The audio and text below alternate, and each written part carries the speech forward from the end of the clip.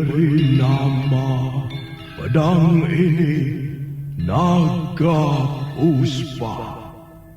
Selamatkan dia.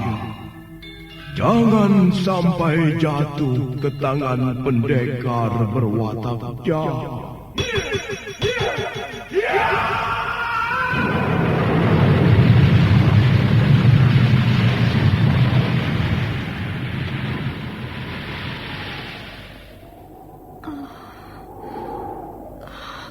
Kakang Kamandanu,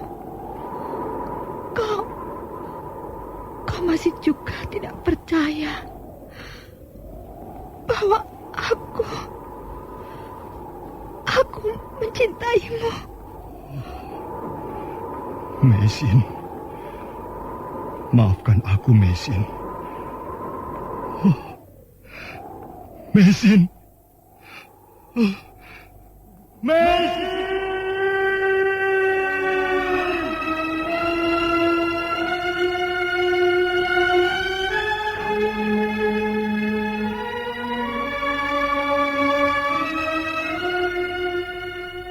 Tutur Tinula.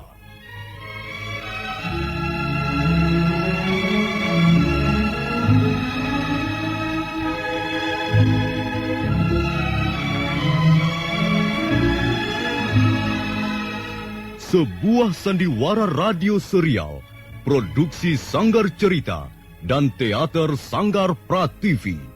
Sebuah kisah dengan latar belakang sejarah runtuhnya Singasari dan berdirinya Kerajaan Majapahit.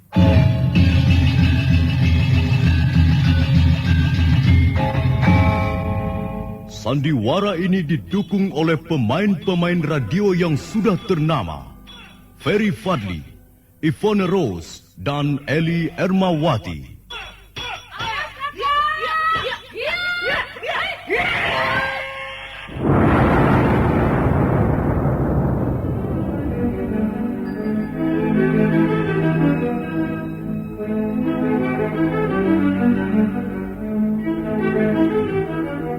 Naskah ditulis dan diolah oleh S. Tijab, hiasan musik dan sutradara C. Ispriyonoka. Kali ini mengetengahkan episode ke-23 dengan judul Wong Agung Turun Gunung.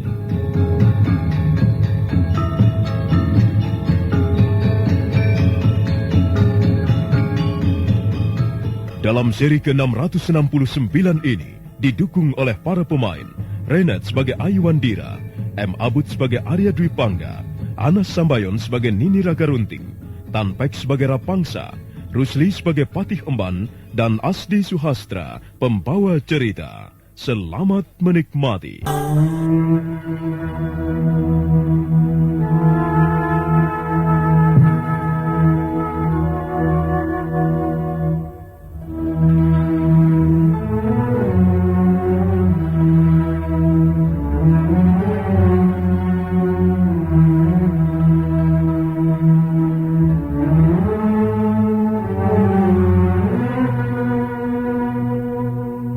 Nini Ragarunting sebenarnya enggan mengantar Ayuandira menemui Arya Dwi Pangga di goa itu.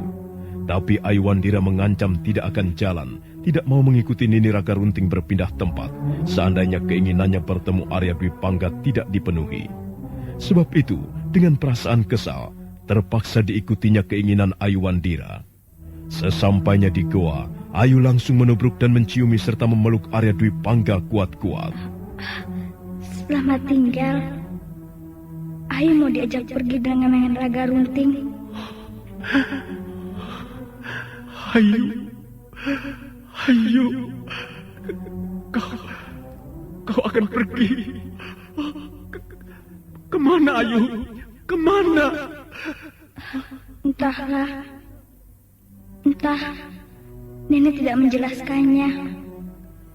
Pokoknya pergi, itu saja. Ayu,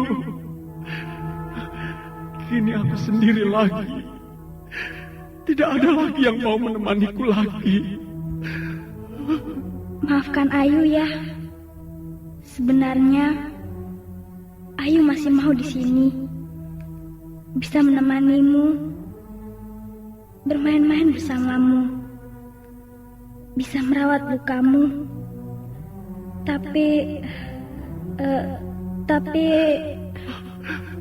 Dewata, mengapa sedikit saja kebahagiaan kau berikan kepadaku?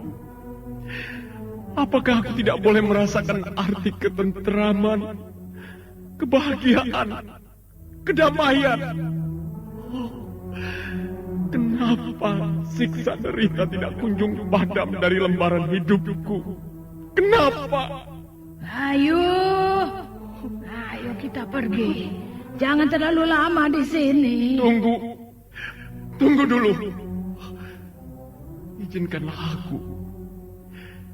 Izinkanlah aku mengetahui siapa Ayuandira itu sebenarnya. Apa perlunya kau tahu? Aku hanya sekedar ingin tahu saja. Karena kau juga pernah menyebut-nyebut nama Meisin. Siapakah Meisin itu? Dan apa hubungannya dengan bocah Ayuandira?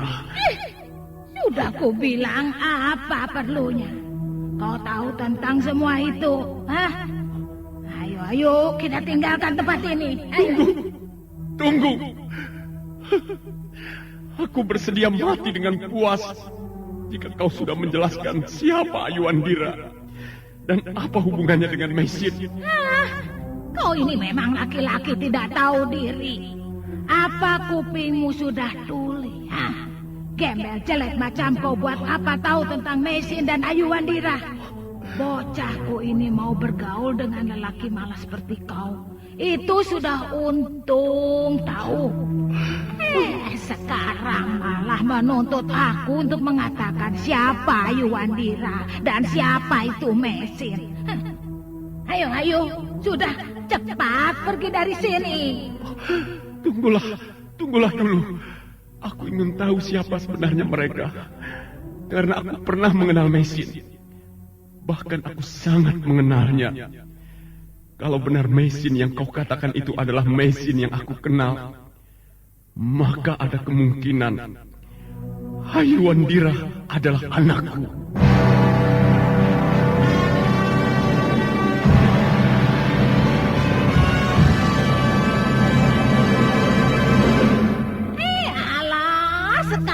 Kau mengaku-ngaku Ayuandira anakmu. Kau mengaku sangat kenal Meisin. Dasar laki-laki tidak tahu diuntung. Benar. Kalau mereka ada hubungannya satu sama lain, maka tidak salah. Ayuandira adalah anakku. Kalau begitu kau memang sudah bosan hidup. Baiklah, akan kuakhiri riwayatmu sekarang juga. Hai! Awas, selendang kuningku ini tidak bisa dianggap remeh. Hai! Tunggu, Nek. Tunggu. Jangan. Tunggu, Nek.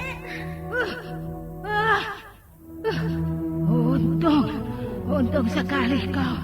Kalau tidak karena bocahku ini, sudah copot nyawamu tahu.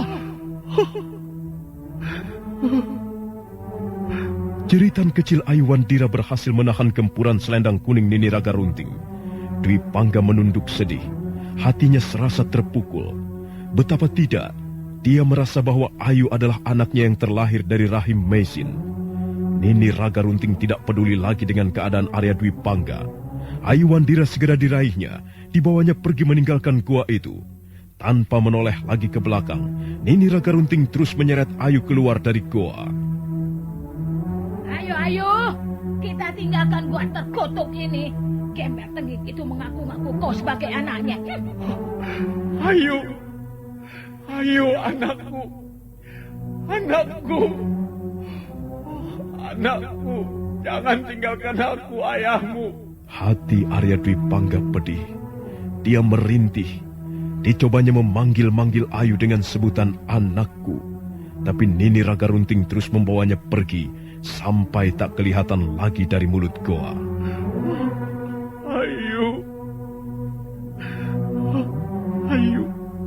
Ayu, anakku. Jangan tinggalkan aku sendirian di sini, Nak. Jangan tinggalkan ayahmu. Ayu.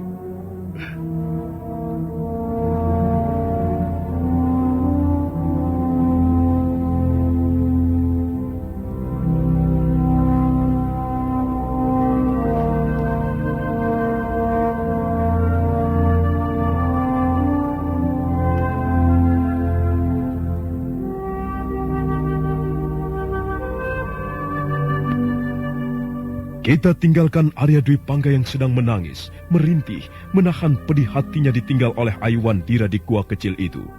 Kini kita ikuti perjalanan Nini Raga Runting yang sedang berusaha mencari tempat baru untuk tempat tinggalnya.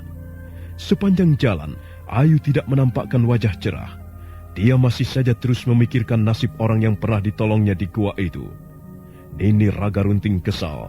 Tidak sedikit pun wajah bocah kesayangannya itu terlihat senyum. Hingga di suatu tempat, dia terpaksa menghentikan langkah-langkahnya.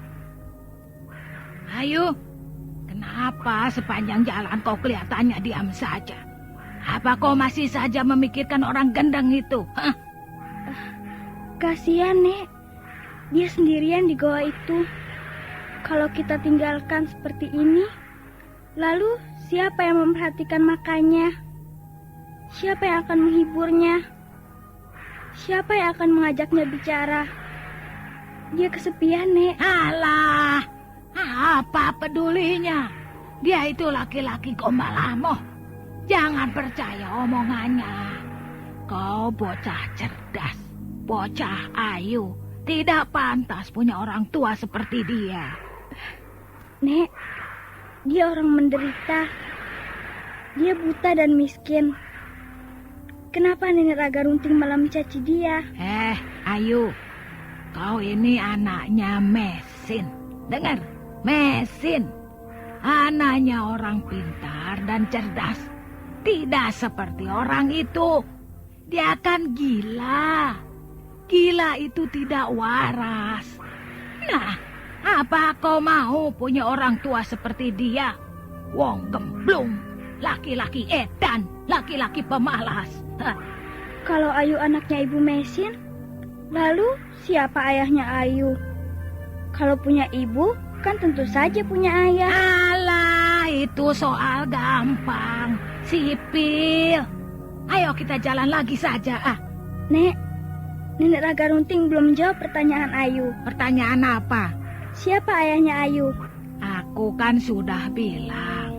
Mari kita lanjutkan perjalanan. Kita cari Ibu Mesin. Nanti kalau sudah ketemu Ibu Mesin, nah, biar dia yang akan menjelaskan siapa ayah Ayu. Sudahlah, itu soal nanti. Ayo kita jalan lagi, mumpung hari belum sore. Bisa-bisa kita kemalaman di hutan ini. Percayalah Ayu, kita pasti bakal menemukan Ibu Mesin. Ayo kita teruskan perjalanan. Dengan perasaan belum puas, Ayu terpaksa mengikuti langkah Nini Raga Runting menelusuri jalan setapak di hutan itu. Pertanyaan-pertanyaan terus mengganjal di hati Ayuan Dira. Tetapi dia tak bisa berbuat apa-apa lagi, kecuali mengikuti terus kemana kaki Nini Raga Runting melangkah.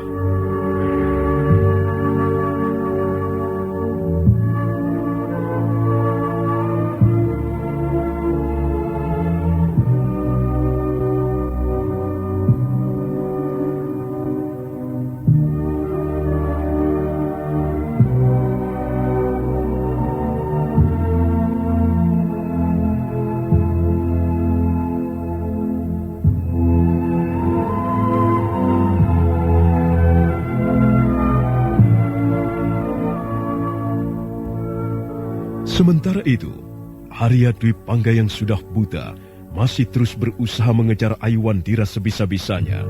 Dia memanggil-manggil, dia berusaha untuk dapat menyusul Ayu.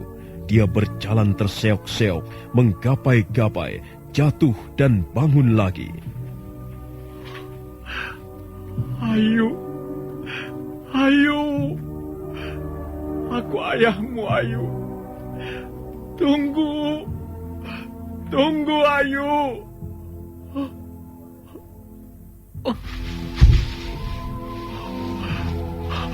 Aku jatuh. Jahanam, jalanan jahanam.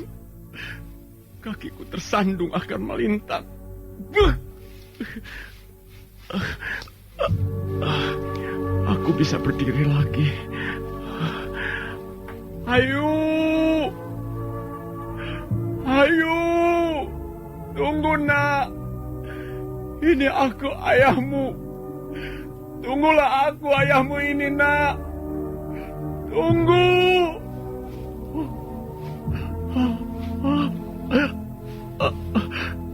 Jalanan ini, kenapa banyak penghalangnya? Banyak semak belukar merintanginya.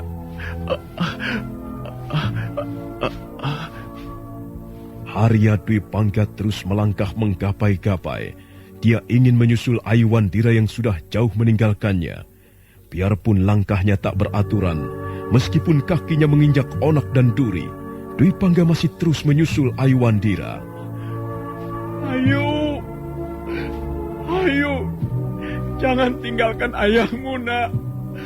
Ayo, di mana kau? Sudah sampai di mana aku?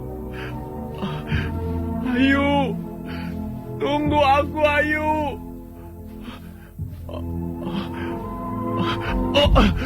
Aduh, apa ini? Ada pohon. Aku menabrak pohon. Arya Dwi Pangga terus berjalan, sebisa-bisanya, sekuat-kuatnya. Kadang pohon ditabraknya, tak jarang kakinya terperosok lubang kecil. Tapi langkahnya tetap saja terayun. Biarpun ayal-ayalan, tetapi langkah Dwi Pangga tak pernah berhenti. Jangan tinggalkan aku. Jangan tinggalkan aku, ayahmu. Ayo, maafkan aku. Maafkan ayahmu ini. Tidak sepantasnya aku mengaku ayah terhadapmu, Ayu. Tidak seharusnya aku menyebut kau adalah anakku, Ayu. Aku bukan ayahmu. Ayahmu tidak seperti ini. Aku hanyalah pendosa. Orang yang penuh kesalahan dan dosa. Tidak sepantasnya aku mengaku ayah terhadap dirimu. Kau bocah ayu, bocah manis dan pintar. Tapi aku, tidak lebih dari seonggok sampah berbau busuk. Gambaran yang kotor dan hitam. Kembali Dwi Pangga sadar siapa dirinya. Hatinya semakin pedih. Dia semakin merintih dan sedih. Tak sepatutnya orang semacam dia mengaku ayah terhadap Aiwandira. Dia menyesal, tapi apa boleh buat, semua telah berjalan sesuai kenyataan.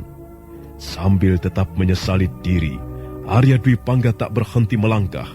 Dia terus menyusuri jalanan, keluar masuk desa, tanpa tujuan, tanpa harapan. Kehidupannya di masa lalu terus mengejarnya, menyiksanya. Hukum dari sebab akibat berlaku bagi Arya Dwi Pangga, dan dia tak kuasa menghindarinya. Itulah Arya Dwi Pangga.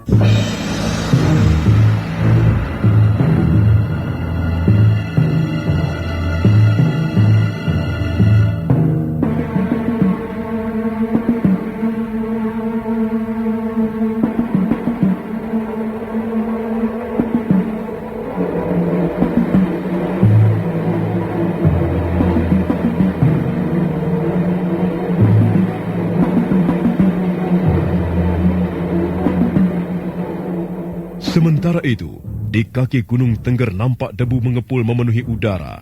Derap barisan berkuda terdengar bergemuruh.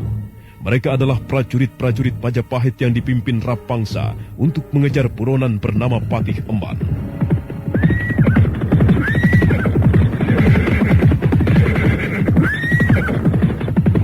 Prajurit, kita sampai di mana sekarang ini? Tuanku, sepertinya kita telah sampai di kaki Gunung Tengger. Kaki Gunung Tengger. Apakah mungkin buronan kita sampai lari kemari? Sebaiknya kita tanyakan saja pada orang setempat, tuanku. Baik, coba tangkap siapapun juga untuk dimintai keterangan. Baik, tuanku Rapangsa. Prajurit itu segera pergi menjalankan apa yang diperintahkannya. Rapangsa meneliti keadaan sekeliling. Tak ada tanda-tanda yang mencurigakan. Keadaan tampak biasa-biasa saja. Tak lama kemudian prajurit itu telah kembali dengan membawa seorang perambah hutan. Tuanku Rapangsa, kami telah menemukan dan menangkap seorang perambah hutan. Mungkin dia bisa dimintai keterangan. Bagus, bagus. Apakah benar kau seorang perambah hutan? Betul, saya seorang perambah hutan. Kau tidak bohong? Sungguh, hamba hanya seorang perambah hutan. Bagus. Kalau keteranganmu benar dan jujur, maka nyawamu selamat. Tapi kalau kau berani berbohong, nyawamu melayang. Oh, jangan tuanku. Hamba punya anak dan istri. Kasihanilah hamba, tuanku. Prajurit, Ya, tuanku. coba mintai keterangan orang ini dengan jelas. Baik, tuanku. Hai perambah hutan, Iya, saya tuan prajurit. apakah benar tempat ini kaki Gunung Tengger? Betul, tuan. Betul. Apakah kau melihat orang bernama Pati Emban? Pati Emban. Mendengar namanya pun baru kali ini saya, tuanku. Jangan bohong. Betul, tuan prajurit, sungguh. Dia seorang buron pemerintah Majapahit. Jadi barang siapa melihat tapi tidak mengatakannya, maka itu dianggap melindungi seorang pemberontak pemerintah Majapahit. Paham? Paham, tuanku, paham. Tetapi hamba memang tidak pernah tahu orang itu, tuan prajurit. Bohong.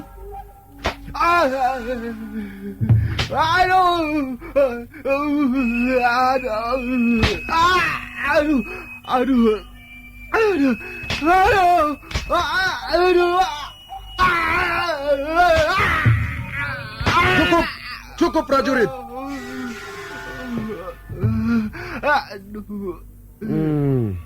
Jadi kau memang tidak melihat orang itu? Sungguh, Gusti, hamba tidak tahu apa-apa. Lalu apa yang kau tahu? Apa yang bisa kau beritahukan pada kami prajurit-prajurit Majapahit? Apa yang bisa hamba beritahukan tidak ada. Kecuali hamba di lereng Gunung Tengger ini ada sebuah pondok kayu bekas pendepokan. Dulu bekas pendepokan Tengger. Tapi sekarang sepertinya pondok itu sudah tidak dihuni lagi. Apa tidak mungkin buronan yang kami cari sembunyi di sana? Hamba melihat beberapa hari ini kosong, tuanku. Tidak ada orang.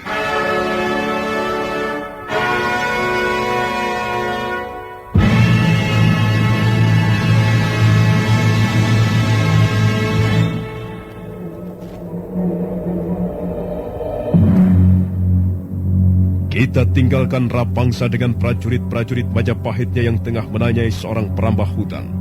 Sejenak kita tengok Patih Emban yang kini sedang duduk beristirahat seorang diri. Ia nampak letih dan lesu. Kerut-kerut pada wajahnya menunjukkan kesedihan yang dalam. Dia sedih mengingat semua teman-temannya telah cerai-berai dalam pertempuran. Mereka semua gugur dalam peperangan. Lembu Sora sekaligus dengan keluarganya. Menyusul kemudian Demung Wira juga berikut dengan keluarganya.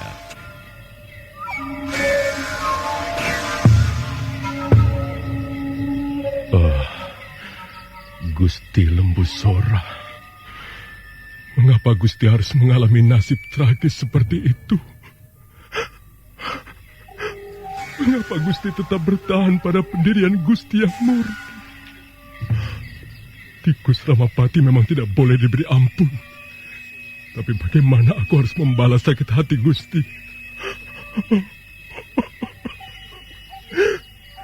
Kakang Demung Wira. Sikap Kakang dalam hal bela pati kepada Gusti Lembu Sora tidaklah sia-sia. Kalian semua adalah prajurit-prajurit sejati. Bukan saja nyawa sendiri yang jadi taruhan, tetapi juga keluarga, anak dan istri. Betapa mahalnya sebuah perjuangan. Keluargaku sendiri pun harus pula menebusnya dengan pengorbanan. Entahlah bagaimana nasibnya Kakang Mantri Parakrama. Kini tinggal aku seorang diri. Dan untuk itu, aku harus berusaha untuk tetap hidup. Mudah-mudahan suatu kelak nanti, sakit hati mereka dapat kubalaskan, dapat kulunasi utang nyawa itu.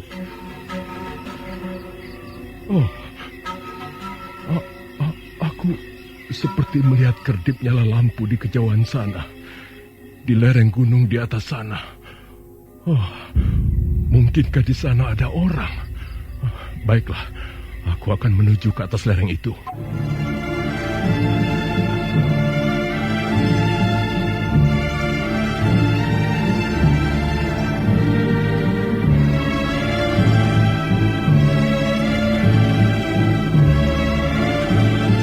Patih Emban tercenung sendiri. Dia nampak lesu dan letih. Hatinya sedih dan pedih mengingat teman-teman seperjuangannya yang telah pergi mendahuluinya. Semua gugur di medan pertempuran. Juga para keluarga mereka tak ada yang tersisa. Bahkan keluarganya sendiri pun menjadi korban dari pertempuran. Kerut-kerut di wajahnya nampak tua dan lelah. Gusti Lembusora, mengapa Gusti harus menjadi korban dari pendirian Gusti yang murni? Mengapa Gusti harus mengalami nasib tragis itu? Ramapati memang licik. Tikus Majapahit itu harus mendapatkan ganjaran setimpal. Tapi, apalah dayaku sekarang ini? Aku sekarang hanyalah seorang buron. Aku sekarang tinggal seorang diri. Kakang Demembira. Ya, sikap Kakang untuk bela pati pada Gusti Lembusora tidaklah sia-sia. Kalian semua adalah prajurit sejati. Bukan saja nyawa sendiri yang dipertaruhkan, bahkan nyawa keluarga pun kalian pertaruhkan. Betapa mahalnya sebuah perjuangan. Keluargaku sendiri pun harus berkorban demi perjuangan. Entahlah, bagaimana nasibnya dengan Kakang Mantri Parakrama. Kini tinggal aku sendiri. Iya, aku harus tetap hidup. Hidup dan melanjutkan perjuangan serta cita-cita Gusti Lembusora. Melanjutkan api semangat Kakang Demembira.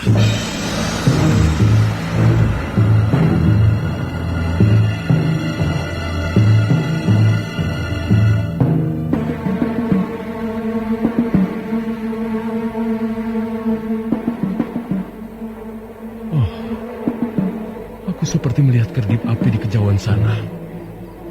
Ya, di atas lereng gunung itu. Barangkali di sana ada orang. Baik, aku akan ke sana. Mudah-mudahan orang di sana bisa kumintai tolong. Patih Emban lega. Dia melihat ada kedip cahaya di atas lereng gunung. Tentu ada orang di atas sana. Dia lalu bergerak, merangkaki tebing untuk menuju ke atas lereng. Malam tanpa bintang, tanpa rembulan, gelap pekat, sunyi dan sepi. Patih Emban terus merangkak dengan hati-hati. Setiap jengkal dilaluinya dengan cermat. Kabut mulai membungkus suasana sekeliling. Dingin tak lagi dirasakannya. Tujuannya hanya satu, sampai di tempat di mana tadi ada kedip cahaya.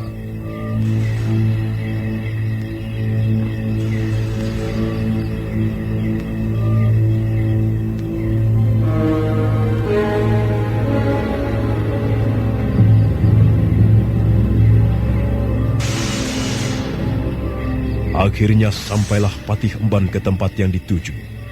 Dia melihat ada sebuah pondok. Perlahan langkahnya memasuki halaman pondok itu. Suasana sunyi dan sepi. Tak ada tanda-tanda pondok itu dihuni orang. Tapi dia tetap melangkah hati-hati di antara pondok-pondok itu. Pondok-pondok ini kosong tak berpenghuni. Aneh. Bekas tempat apakah dahulunya? Apakah di sini pernah berdiri sebuah padepokan? Lalu kemanakah para cantriknya, murid-muridnya, dan siapakah gurunya? Ya, akan kuteliti setiap pondok, karena aku yakin nyala api yang kulihat di bawah tadi berasal dari sini. Tetapi Mengapa sesampainya di sini kerdip api itu tidak ada? Patih Emban mengendap hati-hati memasuki setiap pondok. Pondok-pondok itu kosong, seperti sudah lama ditinggal oleh para penghuninya. Rumput ilalang tumbuh subur di sekitar pondok. Juga beberapa tanaman menjalar lainnya. Bagai tempat hantu, suasana sekeliling sepi dan mati. Tak ada tanda-tanda kehidupan sama sekali. Ya. Sekarang akan kucoba memasuki pondok yang di tengah itu. Oh, barangkali hanya satu pondok itu yang masih dihuni.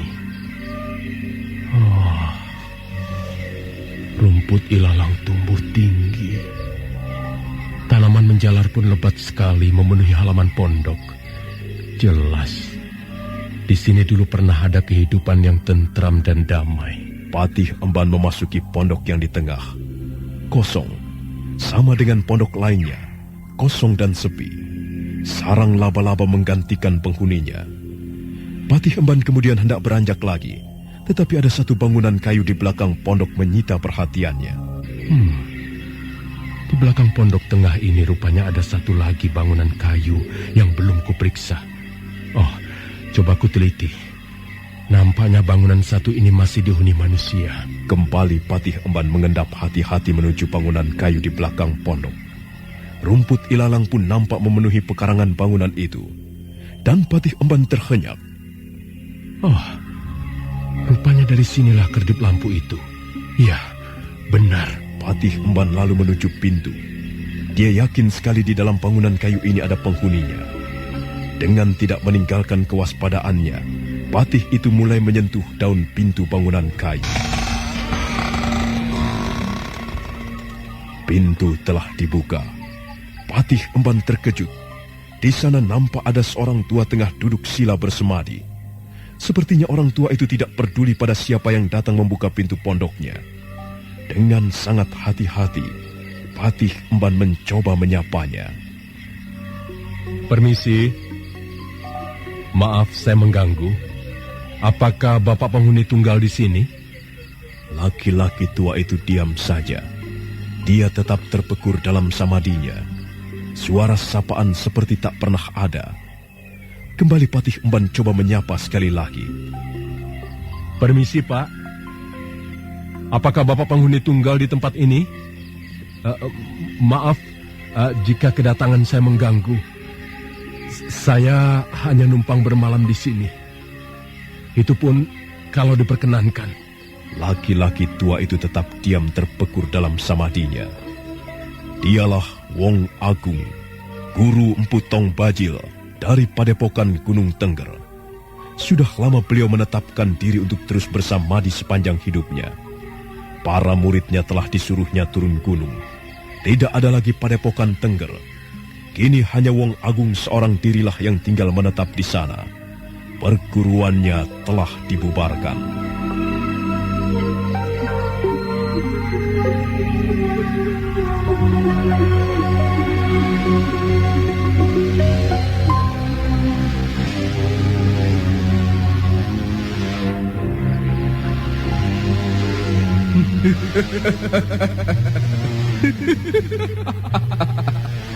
Hai Wong Agung, Wong Agung, apa yang sedang kau lakukan itu? Apa? Murid-muridmu telah pergi meninggalkanmu seorang diri. Ya? Murid kesayanganmu sudah binasa semua di tangan pendekar pilih tanding. Tetapi kau masih saja enak-enak duduk terpekur. Apa yang kau cari, Wong Agung? Apa? Siapa kau? Siapa? Kenapa kau mengambil perwujudan diriku? Kenapa? Siapa kau? Masa kau tidak tahu siapa aku? Hei, Wong Agung, Sutra Palung, Jana Lelung, dan Tung Bajil. Semua murid kesayanganmu habis binasa. Tapi kau sebagai guru malah tenang-tenang saja, seolah tak pernah terjadi apa-apa dengan murid-muridmu. Lalu, apakah yang seperti itu bisa disebut sebagai guru? Kau belum pantas untuk jumenang wong agung. Pergi kau, jangan ganggu sama diriku, dan jangan ikut campur urusanku. Enyahlah kau dari hadapanku. Kau mengusir. Bagus, bagus.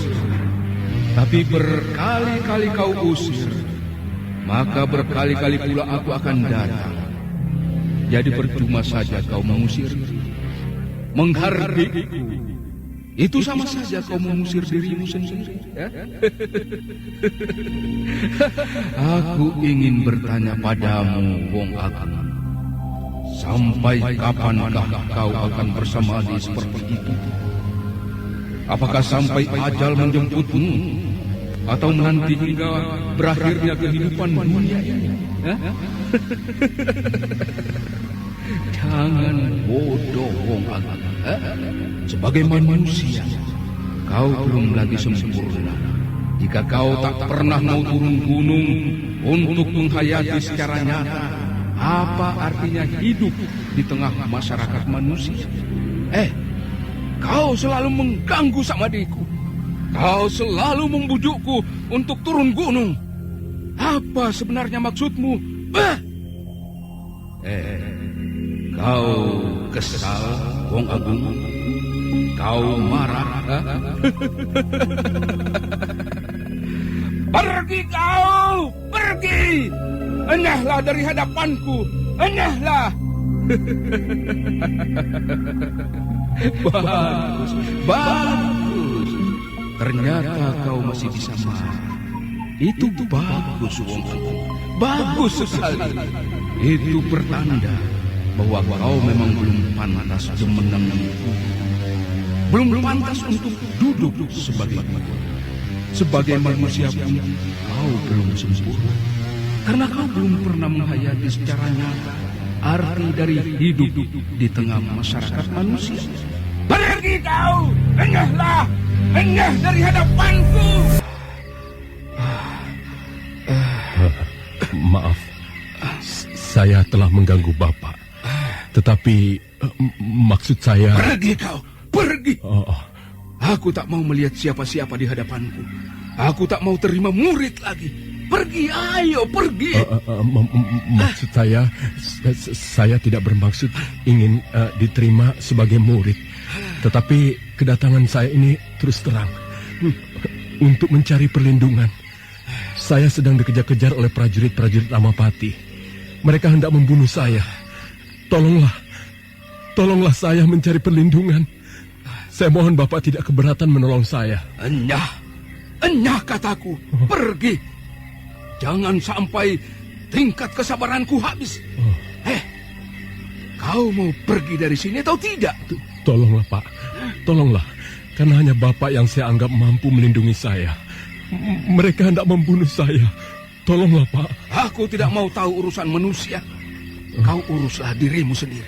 Cepat, tinggalkan tempat ini. Pergilah dari Gunung Tengger ini. Jangan kau nodai tempat ini dengan darah. Bapak tentu pernah menjadi guru di padepokan ini.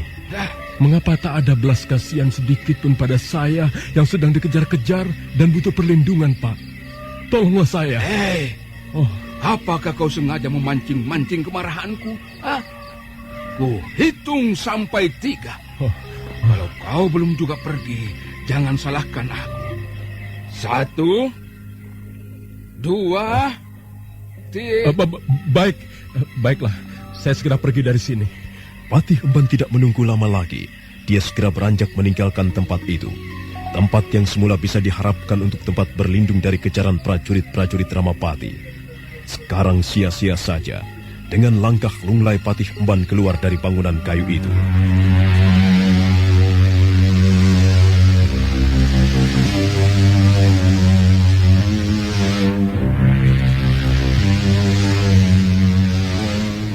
Segera setelah sepeninggal Patih Emban, Wong Agung kembali memulai samadinya. Ternyata sama seperti semula. Kali ini pun samadi Wong Agung diganggu oleh perwujudan yang menyerupai dirinya. Wong Agung berusaha mengusir bayangan-bayangan itu, menghilangkannya, tapi tetap tak berhasil. Godaan yang menyerupai perwujudan dirinya malah semakin menjadi-jadi. Dia mengejek, menghina, bahkan merendahkan dirinya sebagai guru.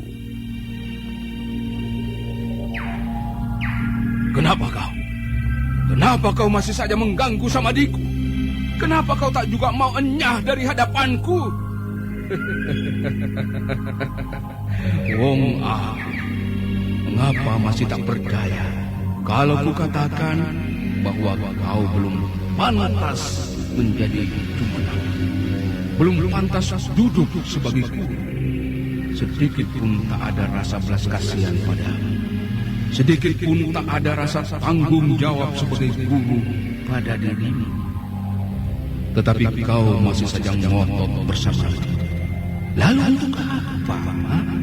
Apa yang kau cari? Apa yang kau kejar? Percuma saja kau lakukan itu sepanjang hidupmu.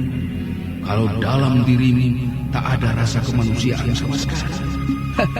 Guru macam apa kau itu sebenarnya? Guru yang tak bertanggung jawab.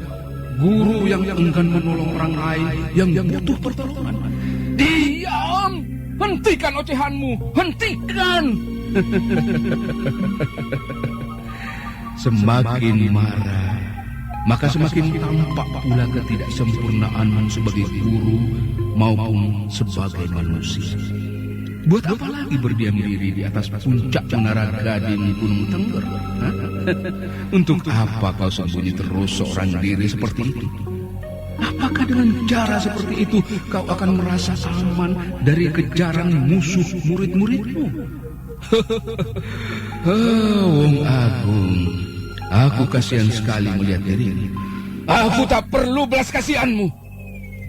Nah, inilah tambah aneh kurasa. Wong Agung tak minta diberi belas kasihan. Tapi kenyataannya, memang Wong Agung tak mampu berbuat apa-apa. Selain diam terpekur seorang diri. Takut menghadapi kenyataan. Sembunyi terus di balik sana diri. Kurasa kau sudah kelewatan. Kau sudah melampaui batas. Aku tidak takut pada dirimu. Kau kira aku pengecut? Kau tidak takut padaku. Kau bukan pengecut. Buktikanlah itu, Wong Agung.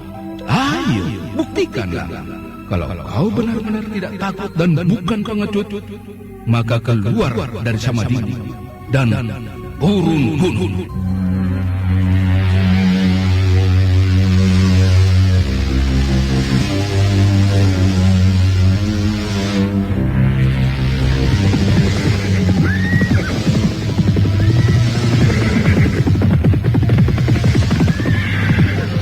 Berhenti! Kita berhenti dulu. Ada apa Tuan Kurapangsa? Lihatlah, ada cahaya api di atas lereng itu.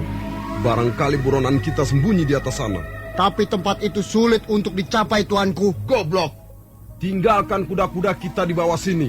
Lalu kita merayap ke atas sana, paham?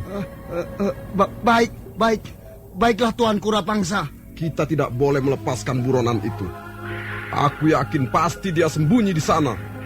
Cepat perintahkan semua untuk mengikat kudanya di pohon sekitar sini. Siap Tuan Kurapangsa. Ayo kawan-kawan, tambatkan kuda-kuda kita di sini. Lalu kita merayap mendaki tebing itu sampai ke atas sana. Cepat!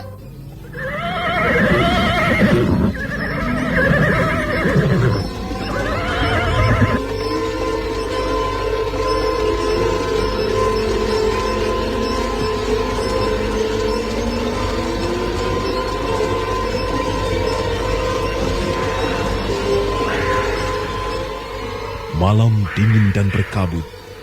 Bulan timbul tenggelam di antara mega-mega.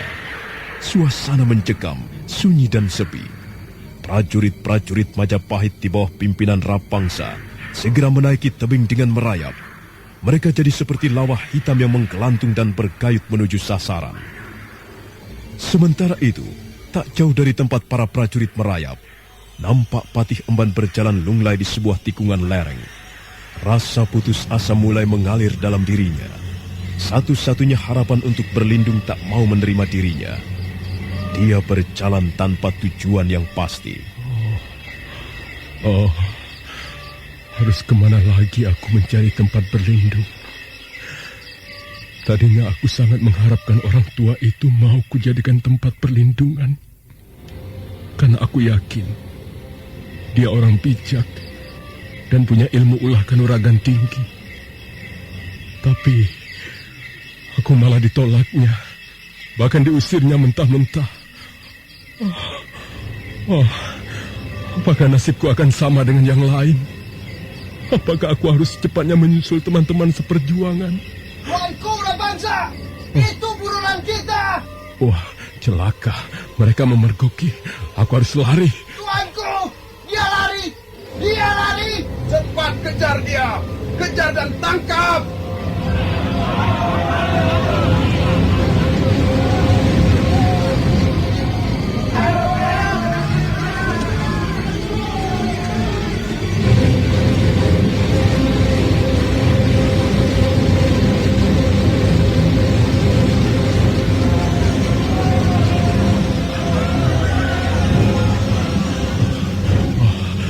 Pasti mengejarku tanpa henti. Kemana lagi aku harus sembunyi? Rasanya tidak ada tempat yang aman untuk sembunyi. Habislah sudah riwayatku. Tamatlah sudah Patih Emban. Orang satu-satunya yang selamat dari pertempuran. Siapa nanti akan melanjutkan cita-cita Gusti Lembu Sora? Itu dia! Kawan-kawan! Dia ada di sana! Ayo kejar! Kejar dan tangkap! Awas! Jangan sampai dia lolos! Cepat kejar dan tangkap dia!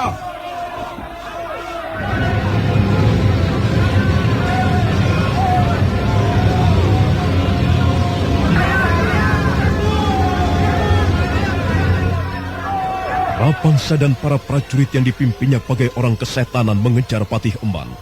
Lereng Gunung Tengger menjadi ramai oleh teriakan para prajurit pengejar. Patih Emban sudah merasa ajalnya sudah dekat. Namun dia masih tetap berusaha lari sekencang-kencangnya menghindar. Nah, saudara pendengar, apakah benar pada akhirnya Rapangsa berhasil menangkap hidup atau mati Patih Emban? Lalu apakah Wong Agung akan turun gunung? Silakan menunggu seri berikutnya. Sampai jumpa.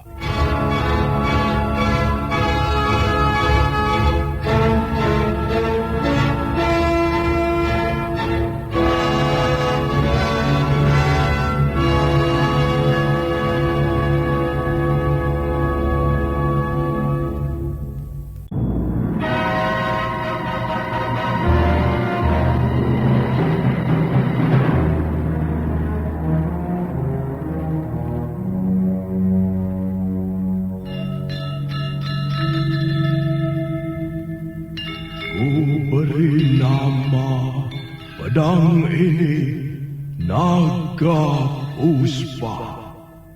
Selamatkan dia. Jangan sampai jatuh ke tangan pendekar berwatak jahat.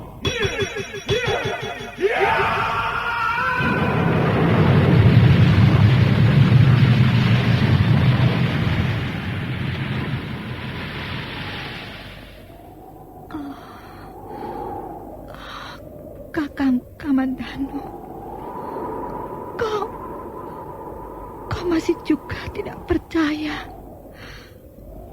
bahwa aku mencintaimu. Mesin, maafkan aku, Mesin. Mesin. Mesin.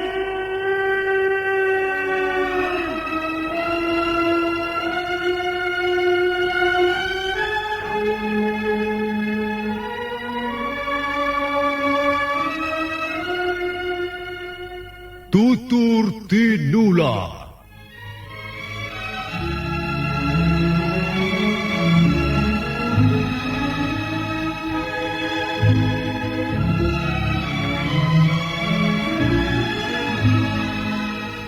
sebuah sandiwara radio